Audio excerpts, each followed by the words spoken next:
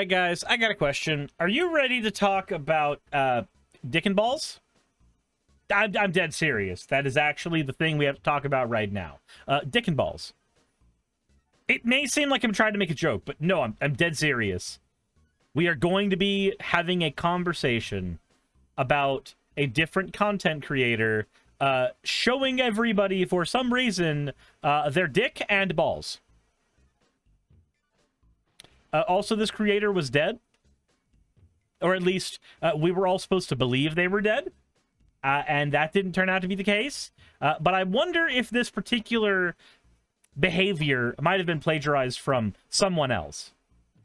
I don't know, though. Let's find out. But first, let's go ahead and bring up the... Let's go and bring up the fan art section. This one is from a Nubian. I face swapped Suris with my partner, Red Joker, because I must be part of all the cursed face swaps.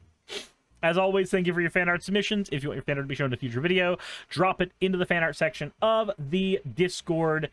That said, guys, a while back, H Bomber Guy made a video on plagiarism in which a lot of conversation was made about Illuminati and James Summerton.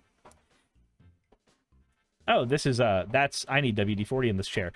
During that video, it was basically shown that almost every single thing James Summerton had ever done was stolen from other content creators, almost always smaller content creators, and never with proper credit given to any of them. No conversation was had with those content creators as to whether or not he would be engaging in this, you know, in what he was doing, and with no conversation being had with them at all, no consent being given, he didn't even do the base minimum of saying, hey, I got this from here, please talk to these people. So, then, after a lot of people got onto him for what he had been doing, stealing from a bunch of content creators, he made a video saying that he was going to be having all of the proceeds from his videos go to the right content creators from now on, apparently, and then I don't know if that went anywhere. Something was said about him getting in contact with some people who H-Bomb had gotten in contact with, and then that didn't seem to go anywhere. And then he posted effectively a suicide letter. But one of his editors said that he was fine. Like, it came out that he was fine. So, it's so hard to cover this because there's so much that goes into it. But we were told, like, okay, he's fine. And then Peter fucking Coffin, for some reason, decided to make a video, a video and a Twitter post saying that H Bomber Guy was responsible for the death of James Summerton. I cannot help but feel like the lore running this deep is just pulling the clowns out of everywhere. Just as who's Peter Coffin? A larger leftist streamer than I am, who I normally would not talk about because of my general policy about talking about other leftist streamers. I don't feel like it's good form to do so when we've got other shit that is way more important that needs to be talked about. But when the dude literally makes content on the internet blaming H Bomber Guy for the death of another content creator, and then we find out that none of that was true. Yeah, no, this is the insane world we live in. This is the insane world we live in. So, imagine my shock when, while at breakfast today with my wonderful girlfriend Saki, Mortham says, oh, are we talking about Peter Coffin? Oh no, what did I walk into? Peter Coffin talking about how H Bomber Guy is responsible for the death of James Summerton, and James Summerton turning out to actually be alive the entire time. And the lore runs deep, and I do not have the capacity to catalog all of the lore.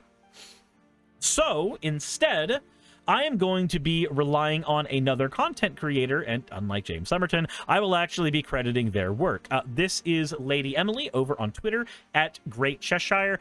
They're the person who has actually got all of this information together for us to look at, so please go follow them for more of this and the original sources.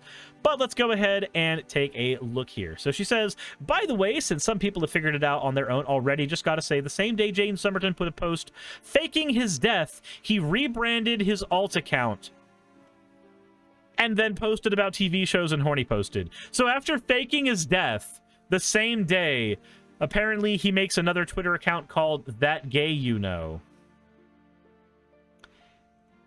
and just started posting a ton about them. About, you know, just like shows and shit like that.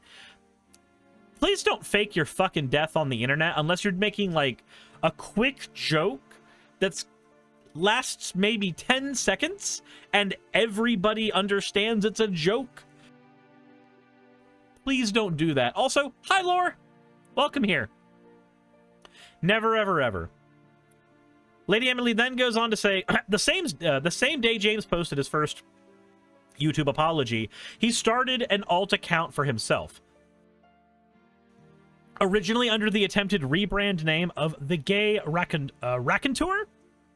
Since then, it was rebranded as an anal-themed account and a shark-themed account before assuming the fake identity of Will. Let's just go ahead and double-check that there's no things I'll be upset about showing on YouTube or anything.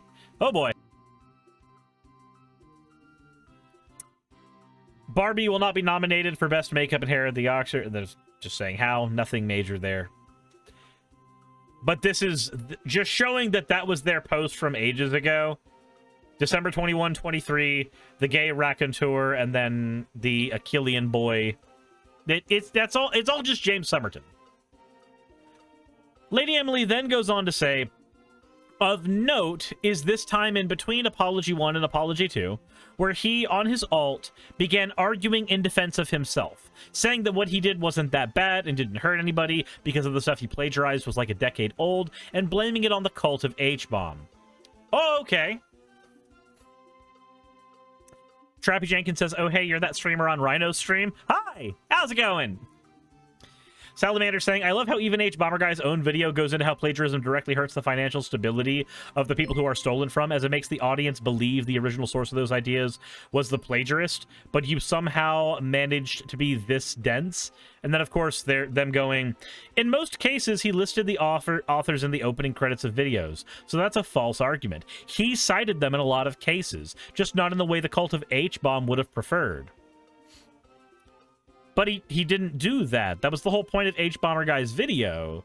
It was that you didn't do that. You just read from a book in a monotone voice, and people watched it because they wanted somebody that sounded like someone that cared about them.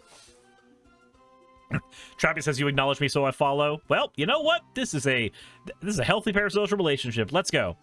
Salamander goes, oh my god, are you an unironic James Summerton defender in current year? Is this what I've stumbled onto? No, he did shitty stuff, but hyperbolic arguments like yours make real arguments against plagiarism seem ridiculous. So let me get this straight. James Summerton, posing as a fan of James Summerton, defended James Summerton on Twitter. What? Whereas James Summerton literally built off a career off ruining the livelihoods of queer creators smaller than him, and then James responds, ruining the livelihoods? Most of the stuff he plagiarized was like a decade old. You're delusional. If you think the people who watched his videos would have sought out those articles on their own.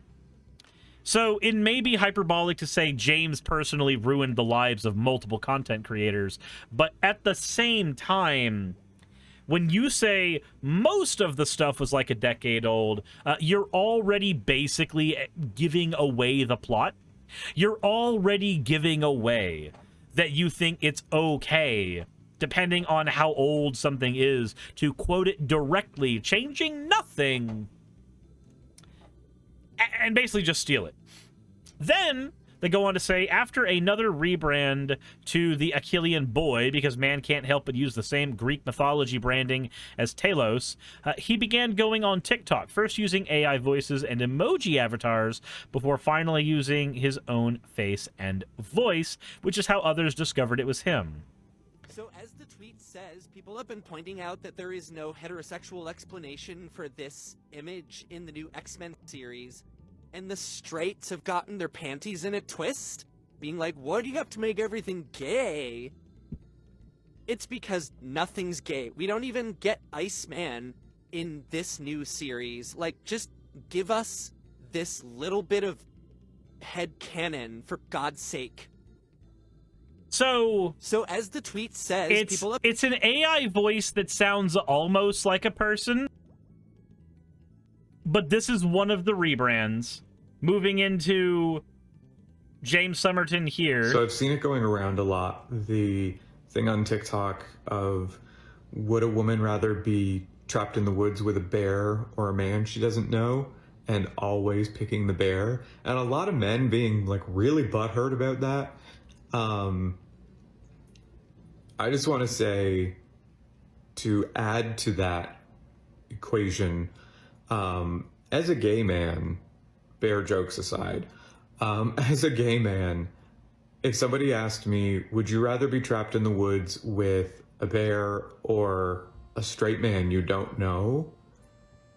It's the same answer. I'm picking the bear. Okay, so we have confirmation that it is who it is. And just, okay. So I have to ask the question every single time. Why? Why would you be so stupid as to use these alt accounts right after effectively faking your own suicide? What benefit is there to you? Does this help you in any way? It just kind of makes you look like, I don't know, a person who's trying desperately to piss everybody off because we've already formed an opinion on James Summerton. But when you do everything possible to make that opinion worse, why? I don't see the point. If you're going to do the faking the suicide thing and then fake defending yourself on social media, I don't know what to say to that. I don't know how to actually respond to that at all. Lady Emily says, James saw people mourn his death and call those who ever criticized him murderers. He put out a manipulative statement to ensure that fact. Okay, the person who made autoplay needs to be garroted. He put out a manipulative statement to ensure the fact, and then Horny posted from his safe alt, while people suffered anxiety and grief for a death he never actually committed, nor was at risk for. And now he expects to come back to TikTok under a different name and try to continue the same #gay content he did before any of this came to light. Never once answering for the harm he caused others by his actions and trying to profit from it all once again. So, in a situation like this, you have to ask yourself, what does fixing this look like? What does fixing this look like? For me, it would be a public apology about the harm you've done in terms of stealing everybody's work, and then proceeding from that point to be a content creator who does not do that and tries to elevate the voices of others instead of just your own. God's sake. Apparently, there is also a video on the internet floating around. I swear to God, if I see that thing every time I scroll around here, it's auto playing. I hate it. I'm trying to scroll to find the exact thing, but apparently he also posted something with his dick and balls on the internet recently, and I'm not going to show that for obvious reasons, but apparently some people have reverse image searched to see if it's somebody else's dick and balls he's plagiarizing. It turns out it actually is his dick and balls. That is the actual point where we can pull things through into where we were before. Where I can pull the joke from the beginning of this into here. Jess says, I mean, bad taste, but you can do that. So I have to wonder, James Summerton, I know you're never going to see this video, and even if you do, you're going to quote it, not credit me. But James Summerton, I'm just very, very confused. Why go through any of this? Is it that much harder, from a PR perspective entirely, to have a character arc than to pretend nothing happened and fake your death? Which is easier? Because the faking your death route is a whole lot harder to manage, because, like, people can search obituaries and shit and try to figure out if it happened. Instead, we have somebody who basically runs the gamut of doing everything humanly possible to take every person who might have given the benefit of the doubt and just throw it out the window. Oh, and you inspired Peter Coffin to say that H. Bomber Guy was a murderer. Like, I'm sorry, but that alone is a reason to be upset about that. Let me see here. We're suddenly going to see James telling us about the dangers of woo. Let me see if I can find it.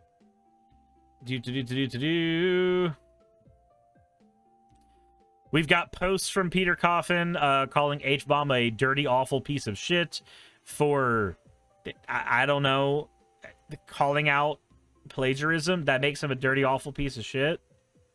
That's a weird take. Peter Coffin saying if James Summerton is dead, H-Bomb absolutely led the charge in killing him. How? How do you have this take?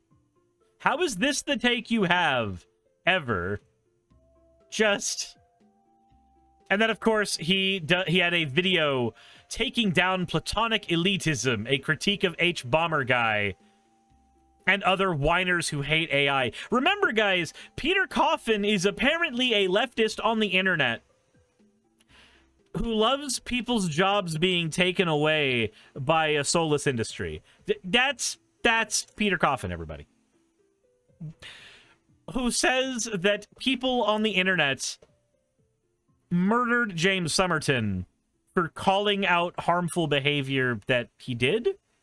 That was not just harmful to a single individual. This was not like James Summerton was in a relationship 20 years ago and did something bad, and now he's a wholly different person, but it was brought up again. Like, it's not something like that. It's not like, you know, that edgy streamer that you like said the N-word when they were 15, and now we have to bring it up when they're at the ripe old age of 35. This isn't that. This is a content creator did something that directly harms other content creators.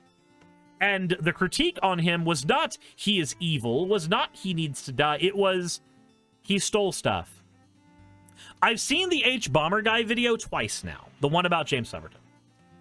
And the only takeaway I get from it is stealing is bad.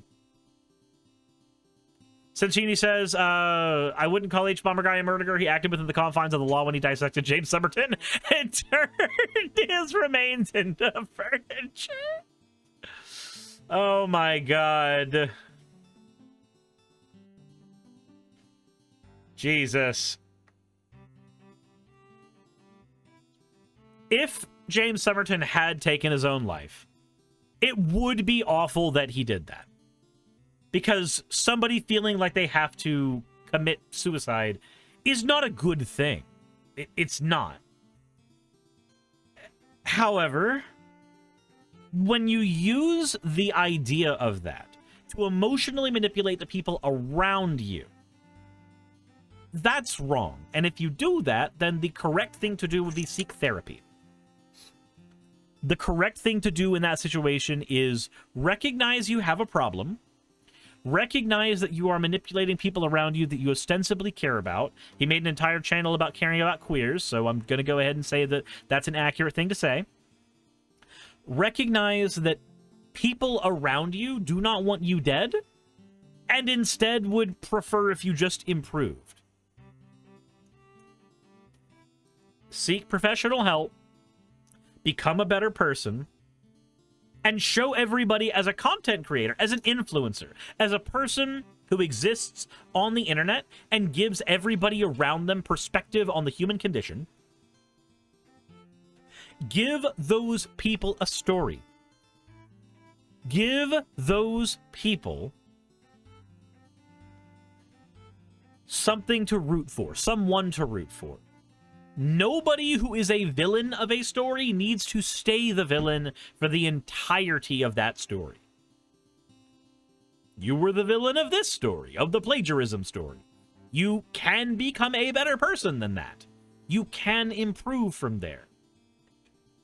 Instead, you emotionally manipulated hundreds of thousands of people on the internet and then played defense for yourself as a fake version of yourself. And not even in a funny haha way where, like, you're doing it from your cat's account where we know it's you. You pretended to be another person and then showed your dick and balls on the internet while showing your whole ass on the internet, metaphorically speaking. Anyway,